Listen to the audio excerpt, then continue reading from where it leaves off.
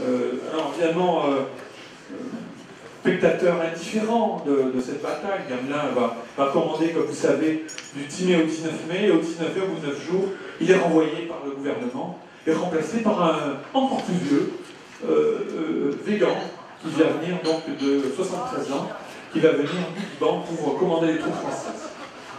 Mais qui lui a un projet politique. Nous allons en parler. Donc en fait, on est face à un commandement qui ne comprend pas les événements, d'après ces historiens. Et en fait, eh bien c'est simple. L'infériorité française, elle est à placer en particulier dans la cervelle des généraux. La victoire, c'est une doctrine d'emploi, une victoire militaire. C'est celle-là qui fait la différence.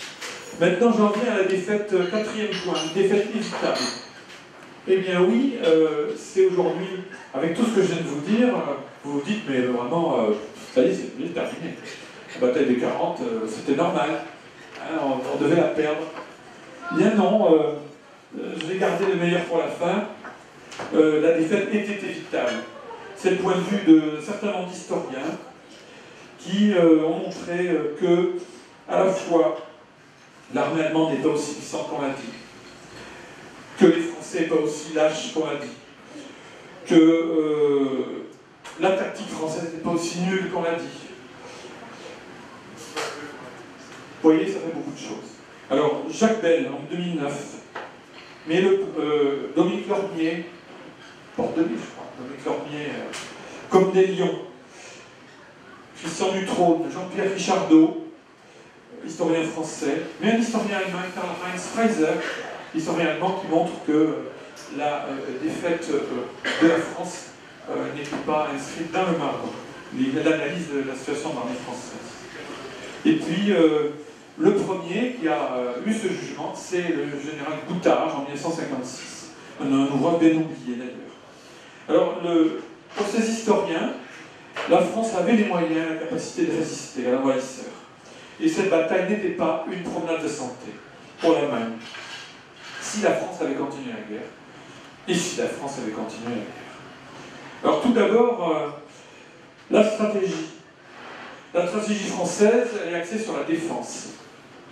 La défense initiale, c'était cohérent. C'était une démarche cohérente avec sa situation démographique, avec sa position. L'armée française, en fait, a décidé de créer une forteresse imprenable sur une grande partie du territoire, et il restait le reste à défendre. Bon. L'idée de créer une forteresse en béton plutôt que de fabriquer des avions démodés au bout de 10 ans, c'est pas forcément un mauvais calcul militaire.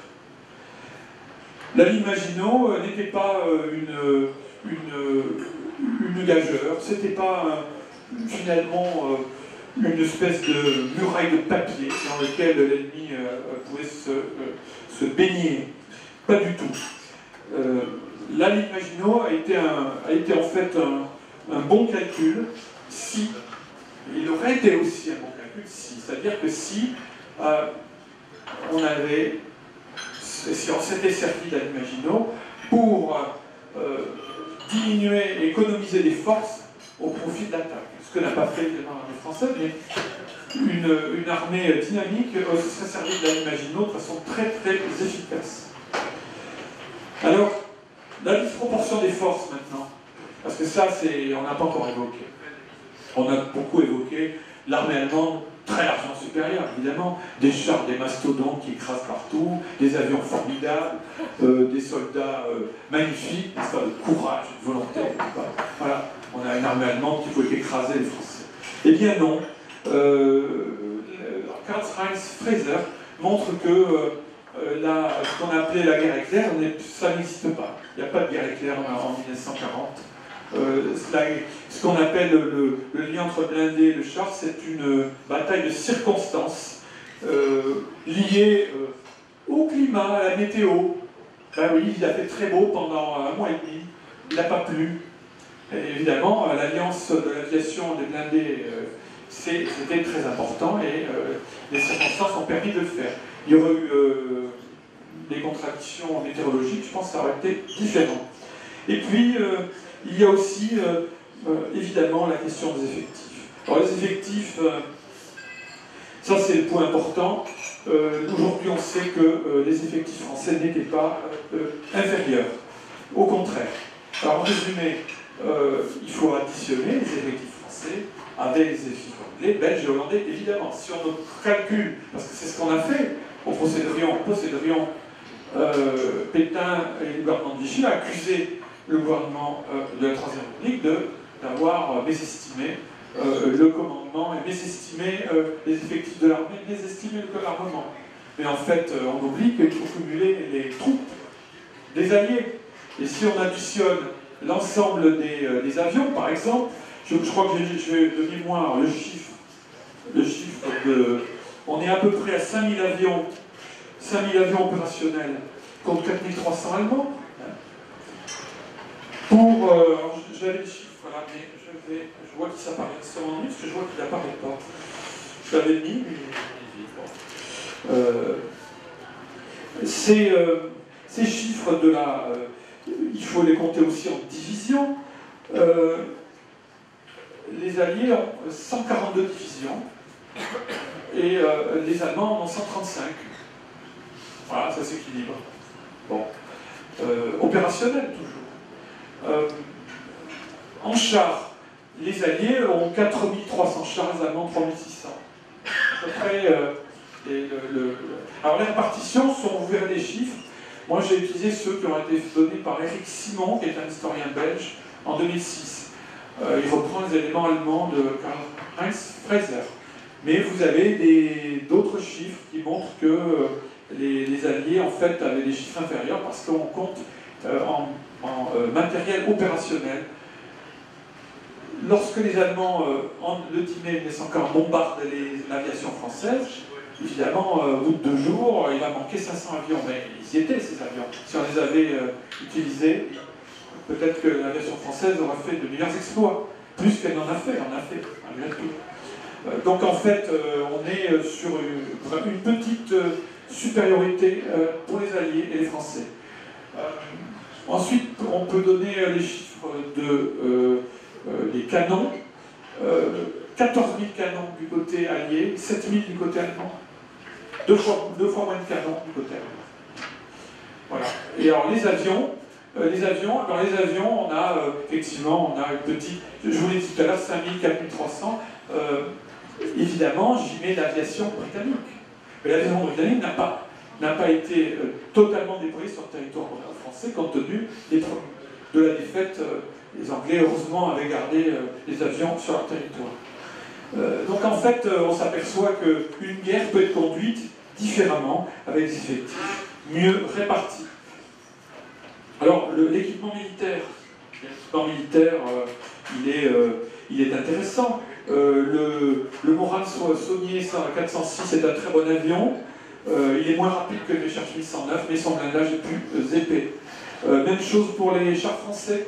Le char français, il a un blindage de 60 mm. Le char allemand, soi-disant mastodonte, il a 20 mm de blindage. Voilà. Pensez aussi, pour ceux qui connaissent la métallurgie, le char allemand, il est soudé. Il est soudé, rivé par des clous, la pièce de métal. Le français, il est entièrement coulé d'une seule pièce. Donc vous voyez la supériorité du char français. Bon. Pas besoin de continuer sur le sujet. Alors vous allez me dire, mais comment ça se fait avec tout ce que je vous ai dit? Ben oui, évidemment, eh bien, il ne faut quand même pas oublier que en 1914, la charge de l'armement sur le budget français est de 4,1%, j'ai retenu ce chiffre. En 1938, la charge militaire, elle est de 8,6%. Donc ça veut dire que la France dépense deux fois plus pour son budget militaire qu'en 1914, en 1938. Donc effectivement, du côté de l'armement, les choses sont en cours. Alors après, il y a la fausse guerre éclair franco-allemand. Alors c'est le scénario sans faille, le plan non prévu à l'origine, fruit des circonstances. C'est vrai que les Allemands, c'est pas une armée motorisée. 10% des troupes allemandes étaient motorisées, le reste était des chevaux. Les Allemands, en 1940, roulent à cheval, pas avec des voitures, en majorité à cheval. Tandis que les Français, eux, roulent beaucoup plus avec des voitures. Les troupes à pied suivent difficilement, effectivement, les troupes à pied allemandes vont suivre très difficilement les charges. De gros écarts, lorsque le 20 mai, les premiers chars atteignent à Beuville, comme je vous l'ai dit, les troupes à pied sont à 150 km/h. Vous imaginez si un commandement français avait imaginé de couper cette ligne allemande. Bon, donc j'en viens maintenant aux occasions ratées. Et oui, les occasions ratées. Il y en a eu beaucoup. Bien sûr, les offensives de la Sarre en septembre 1939, mais non, il y en a eu beaucoup plus.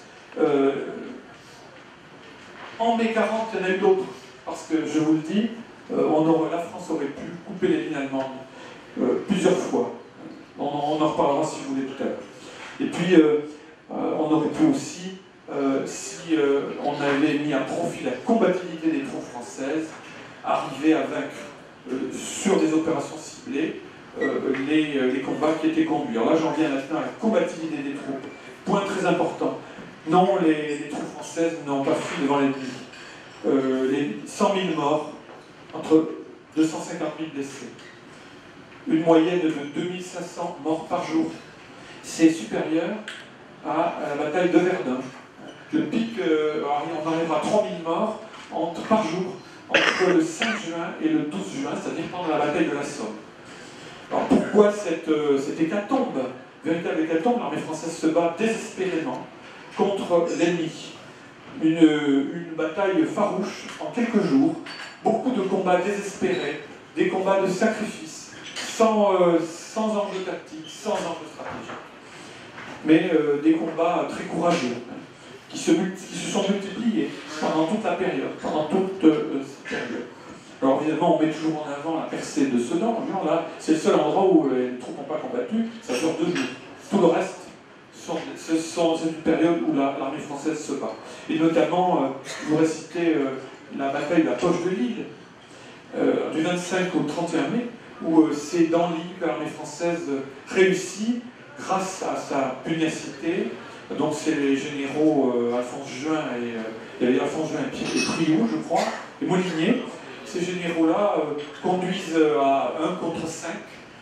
Ils arrêtent 5 divisions allemandes qui auraient dû encercler toute l'armée française à Dunkerque. Donc en fait, grâce à la résistance des troupes françaises à Lille, 340 000 hommes seront embarqués à Dunkerque, non 120 000 Français. Alors les erreurs de fin de campagne maintenant, qui auraient pu être évitées. Oui, il y avait des erreurs de fin de campagne. C'est sans doute cela. Alors les erreurs de fin de campagne, c'est le découragement, bien sûr, le découragement. Qu'est-ce qui se passe? Le 15 mai, nous sommes 5 jours après l'invasion allemande. Eh bien, Paul Reynaud, président du Conseil, téléphone à Churchill, il dit « C'est perdu, la bataille est finie. Si vous ne m'envoyez pas toute l'aviation sur le sol de France, dans les heures, il n'y aura plus. On est fini, on est battu. 15 mai. Lebrun et Chotan, le 16 juin, on leur dit, ben, écoutez, le président et le vice-président du Conseil, le président de la République, le vice-président. On leur dit, ben, écoutez, il y a une solution, l'Afrique du Nord. Non, c'est pas la peine, disent Lebrun et Chotan, puisqu'on a été vaincu en France, on sera vaincu aussi en Afrique du Nord. L'argument toujours de la défaite. Alors des erreurs, c'est le découragement, c'est le changement de chef. Est-ce qu'on change de chef au milieu du gué? Oui, on a changé en pleine bataille le commandant-chef. Gamelin est renvoyé chez lui 19 mai, et on va chercher Weygand, qui est en Syrie, qui a atterri à l'aéroport du Bourget le 20 mai, qui va prendre en main, il ne connaît rien à la bataille, et qui va prendre en main l'opération. Et puis, il y a évidemment les erreurs de la campagne de la Somme. Pourquoi? Parce que, en fait, Weygand, qui dirige la campagne de la Somme, donc le nouveau commandant en chef, lui, il a un plan. Il n'est pas venu pour essayer de défendre le territoire français. Lui, il considère qu'il faut signer l'armistice et il faut faire payer la Troisième République. Donc, il considère que la campagne de la Somme, il va falloir montrer que l'armée française ne peut pas se battre. Elle n'a pas les moyens de le faire. Mais il a intelligemment imaginé une bataille autour de tous les liens de communication. Donc pendant 7 jours, l'armée allemande est bloquée par les 40 divisions françaises. C'est là d'ailleurs où il y aura plus de morts. Ensuite, il y a le plan de retrait. Lorsqu'on a perdu une bataille, on a un projet, qu'est-ce qu'on fait? Où va-t-on? Pas de résistance prévue nulle part. C'est-à-dire que pas de réduit, pas de territoire. Alors on va penser à certaines régions, on en dira peut-être un mot tout à l'heure, mais pas de territoire protégé. Les villes sont déclarées ouvertes. Ville ouverte, ça veut dire que l'ennemi, on ne la défend pas. Toutes les villes de plus de 20 000 habitants sont déclarées ouvertes à l'ennemi. Et puis à la fin, je termine là-dessus, la question de l'armistice. L'armistice, on demande l'armistice. Alors, il y a différentes manières de demander l'armistice. Quand on demande l'armistice, on se va jusqu'au bout, et puis on demande l'armistice. Or là, le 16 juin, ici à Bordeaux, le gouvernement Reynaud est renversé, Pétain prend le pouvoir, président du Conseil, qu'est-ce qu'il fait? Dans la nuit, à minuit 30, il a été nommé président du Conseil à 22h. À minuit 30, le 17 juin, il envoie une demande d'armistice à l'ambassadeur d'Espagne, et quelqu'un qui le transmet à Berlin. Et à 12h30, le lendemain, il s'exprime au lycée Longchamp, c'est un lycée Montesquieu aujourd'hui, il s'exprime en disant, vous connaissez de sa voix chevrotante, n'est-ce pas?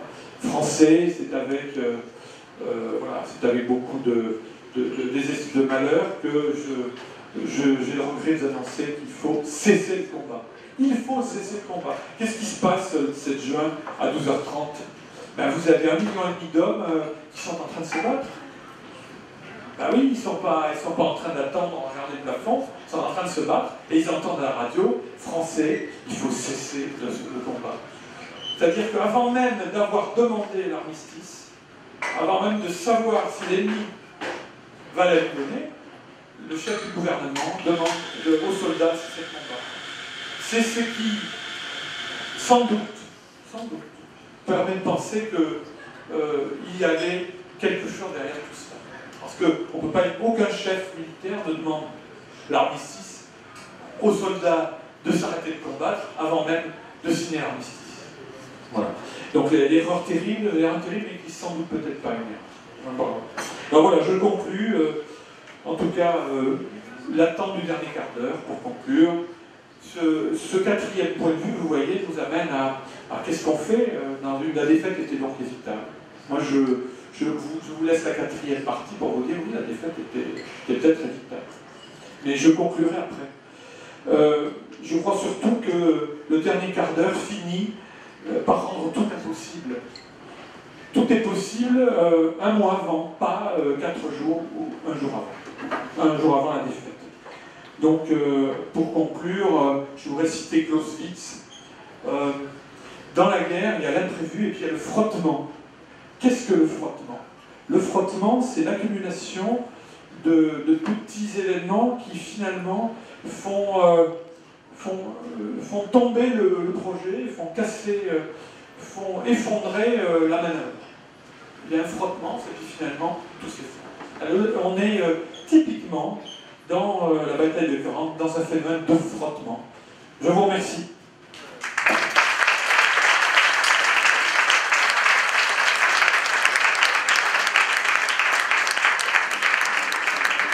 Merci, monsieur Burgess.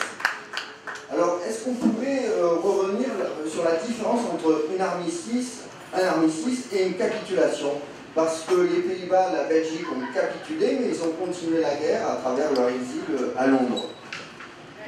Oui, il y avait 3 solutions possibles. La capitulation. Une capitulation, c'est signé par l'armée, entre armées. L'armistice, c'est signé par le pouvoir politique, après accord du pouvoir militaire.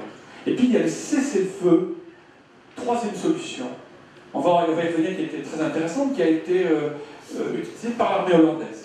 Alors, le cessez-le-feu, c'est signé par les deux armées, mais sans aucune conséquence politique. Alors effectivement, ça a été le grand débat. Pourquoi l'armistice? Et le rôle de Weygand, dont je vous ai parlé tout à l'heure, est très important. Maxime Weygand soutenait le point de vue de l'armistice. Il fallait faire payer les politiques.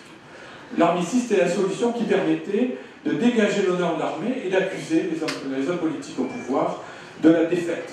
Et c'est ça que voulait Weygand.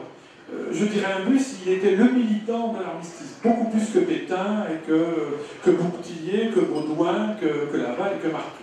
Ça, c'est le projet de Weygand. On pourra en dire un mot. Tout ça va se passer à Bordeaux, pas très loin d'ici, rue Vital-Carle, hein, dans l'actuel bâtiment de la préfecture. La discussion va avoir lieu le 16 juin, pendant l'après-midi, en soirée, juste pendant 3 conseils des ministres dramatiques. La discussion terrible entre les ministres, on va voir qu'est-ce qu'on fait. Mais on notera quand même que la solution du cessez-le-feu n'a jamais été évoquée, celle qu'aurait voulu De Gaulle n'a jamais été évoquée. Parce que même Reynaud n'en voulait pas. Est-ce que dans la salle il y a des questions? Oui.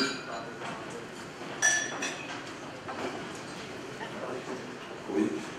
Pour finir, vous disiez que Pétain avait décidé. Alors, qu'est-ce qu'il avait caché? Qu'est-ce qu'il avait derrière la tête pour demander l'armistice? Parce que vous dites qu'il avait certainement des raisons pour avoir fait cette démarche. Je crois que Pétain, à l'époque, n'arrive pas par hasard. Je ne suis pas persuadé que Pétain soit arrivé par hasard. C'est-à-dire qu'il n'est pas là. Alors, comment Pétain arrive là? Première question.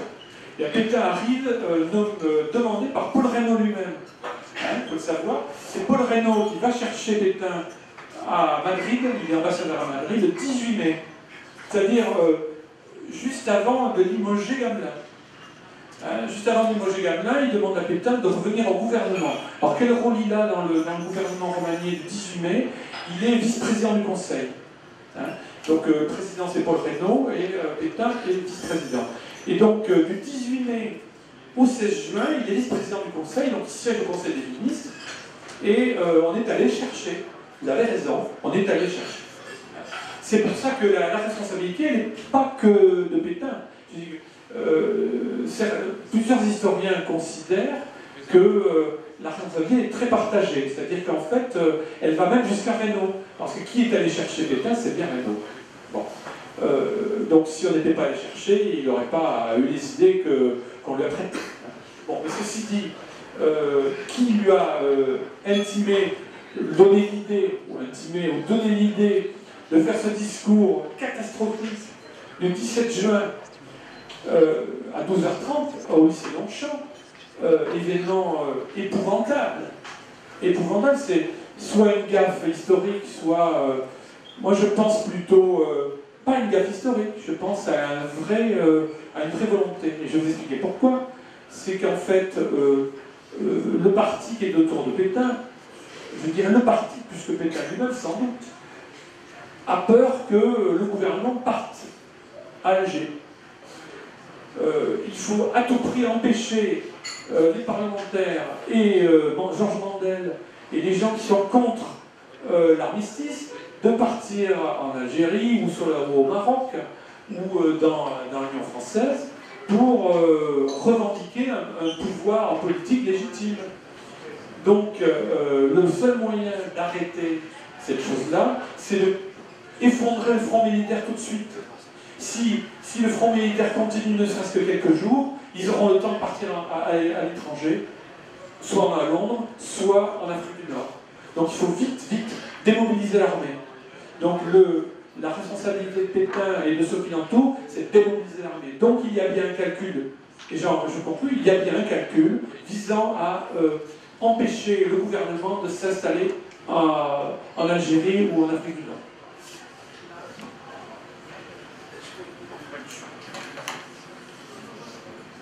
Dans la chronologie, Quand est-ce que l'accord Ribbentrop, l'accord russo-allemand a été connu et son influence sur le pacifisme ambiant en France? Alors, l'accord, comme vous savez, il date, si on a vu, de la fin août 1939, l'accord Ribbentrop-Molotov. Et donc, il a une influence, évidemment, sur le Parti communiste français sur le territoire. Alors, il y a un excellent article que j'ai lu il y a quelques jours, qui est paru il n'y a pas très longtemps, sur la presse communiste pendant cette période, c'est-à-dire de septembre à mai 40. Septembre à novembre, elle est encore officielle. En novembre, toute la presse communiste sera interdite. Mais on s'aperçoit qu'en fait, la presse communiste va être évidemment très embarrassée par cet accord, et que, insensiblement, sous la pression de l'organisation du parti, le Parti communiste va dire c'est une guerre impérialiste à laquelle il faut que les militants ouvriers ne participent pas. Ça se passe, disons, en novembre. Mais, alors, est-ce qu'il y a...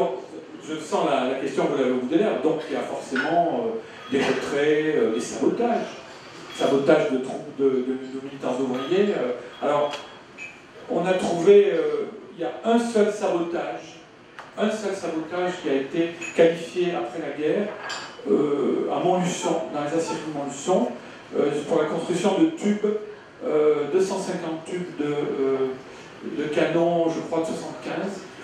Il y a eu un sabotage avéré où il y a eu un procès. Ça se passe en novembre-décembre 1939 dans les aciéries de Montluçon.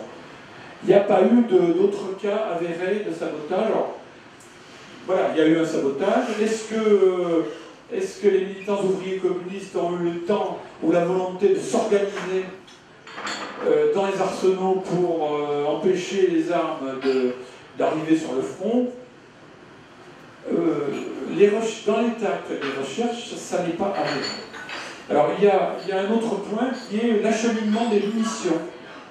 L'acheminement des munitions serait quand même un argument intéressant, mais Marc Bloch en fait un petit peu la critique. Il explique que l'acheminement des munitions ne dépend pas des arsenaux, ça dépend de la logistique militaire en fait. Donc c'est pas la responsabilité des arsenaux, c'est pas dans les arsenaux que l'acheminement du matériel a pu être efficient. Mais encore une réponse mesurée, parce qu'il y a sans doute des recherches à poursuivre.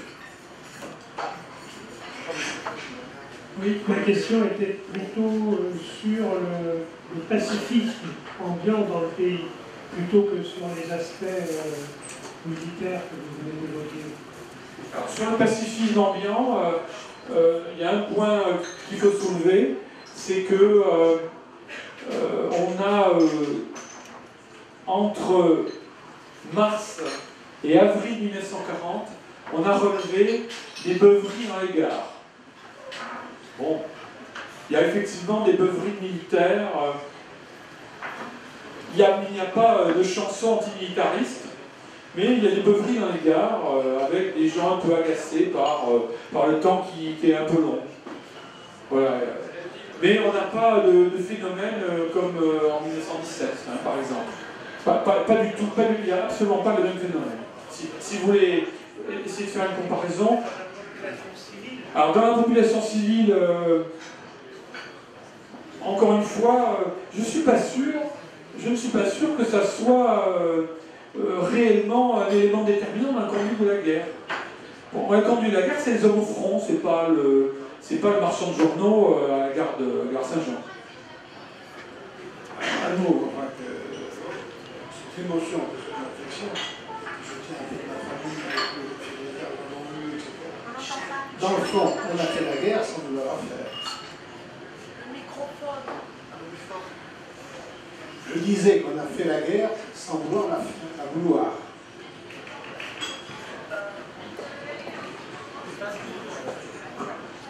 Alors, c'est une question posée par Jean-Jacques Lecker, historien du 14-18. Il dit, pour faire, fallait-il vouloir faire la guerre pour la faire?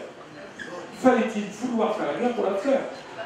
Est-ce que ça aide? Mais vous savez, en 14, il y avait un certain enthousiasme. Jean-Luc Becker a montré qu'en fait, l'enthousiasme n'est pas aussi important qu'on le dit. Je vous rappelle qu'en 1917, entre avril et juin 1917, vous avez la moitié des divisions du front Est de la France qui sont en rébellion, et que je sache, un an après, l'armée française a vaincu l'armée allemande. Je ne suis pas persuadé que ça soit un argument décisif. Le pacifisme ne paraît pas être un argument décisif dans la conduite de la guerre. Je voudrais juste une réponse très très courte, et après on va... Oui, une question très courte.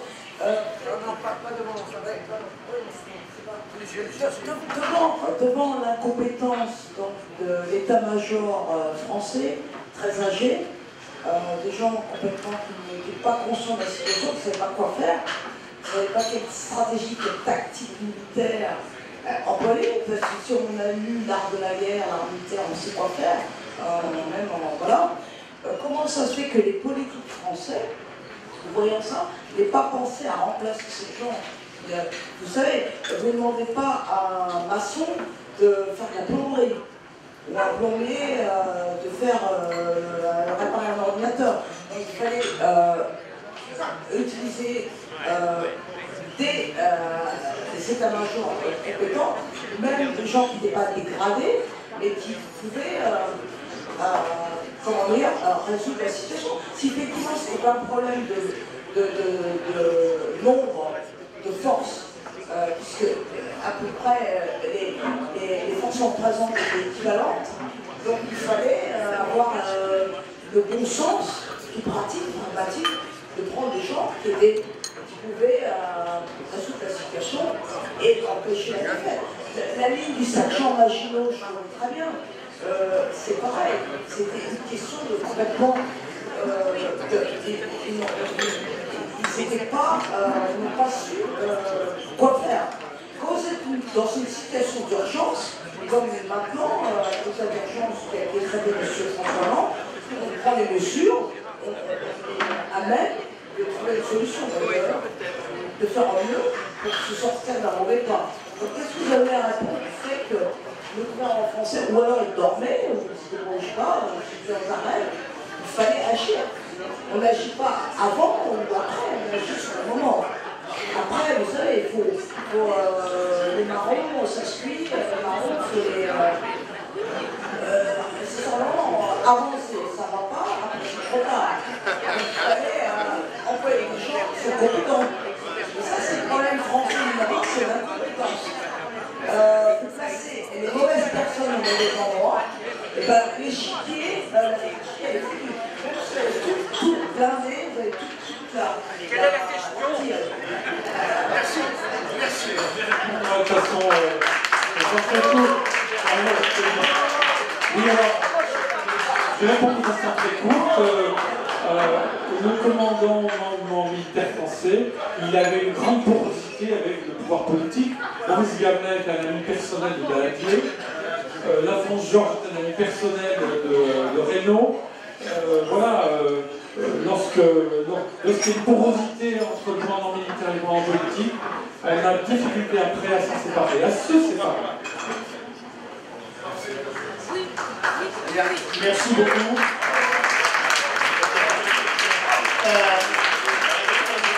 Alors, pardonnez-moi, vous pouvez ensuite, on est obligé pour l'établissement de cesser le débat public, mais Louis Vergès reste parmi nous.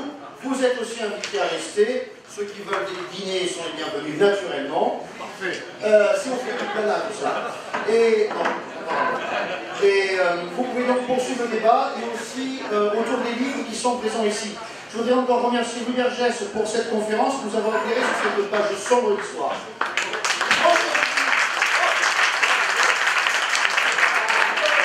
Prochaine conférence, vous allez voir, nous passons tout autour, 4 mai, les Qatar, la prise de Montségur.